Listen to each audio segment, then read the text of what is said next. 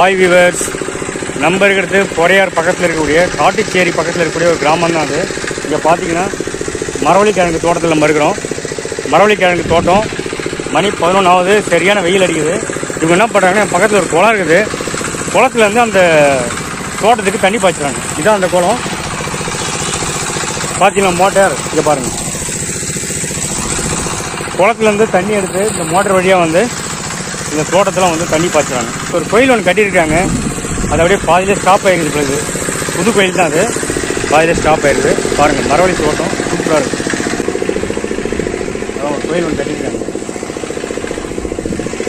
சுற்றி மரவள்ளி தோட்டம். நேச்சுரல் சீனரி வேறு லெவலில் இருக்குது. அந்தளவுக்கு தண்ணி இல்லை, கொஞ்சம் காஞ்சி போய் தான் இருக்குது. பார்ப்போம், இன்னும் 2 மாதம் இருக்குது. நல்லா மழை பெஞ்சதுன்னா குளம் ஃபுல்லாக தண்ணி ரொம்பிடும்.